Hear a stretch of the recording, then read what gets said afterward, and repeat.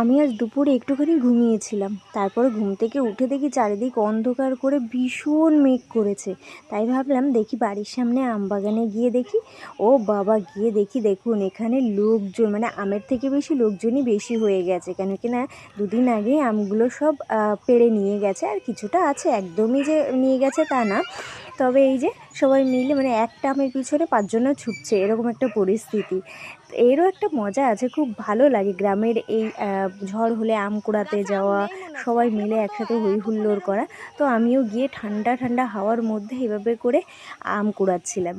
কিন্তু যাক, বেশিক্ষণ আর থাকা গেল না, কেন কিনা প্রচণ্ড পরিমাণে বিদ্যুৎ চমকাচ্ছিল, আর বিদ্যুৎ চমকানো তো সেই সময় বাইরে থাকা তো অসম্ভব ব্যাপার। তাই কিছুক্ষণ ওদের সাথে একটুখানি দৌড়াদৌড়ি করে, এদিকে দেখুন সবাই হাত বাড়াচ্ছে যে এই কটা আম পেয়েছি, ওই কটা আম পেয়েছি করে। তো চলুন বাড়ি যাওয়া যাক। বাড়ি যেতে না যেতেই দেখুন ঝমঝমিয়ে বৃষ্টি শুরু হয়ে গেল। সে কি বৃষ্টি, দারুণ বৃষ্টি, জানেন তো। ওই বৃষ্টির পরে ওয়েদারটা প্রচণ্ড পরিমাণে ঠান্ডা, কেন কিনা যা বীভৎস গরম ছিল। তো এই বৃষ্টিটা অনেকটা স্বস্তি এনে দিল। তো আজকের মতো তারপর আমি না এই হচ্ছে বাগান থেকে আম নিয়ে এসে একটুখানি আচারও দিয়েছিলাম। কী করবো, সকালবেলা টাইম হবে না বলে রাতেই দিয়ে রেখেছিলাম। তো আজকের মতো এইটুকু, টাটা, ভালো থাকবেন, সুস্থ থাকবেন, নিজের খেয়াল রাখবেন, আর সব সময় হাসি খুশি থাকবেন।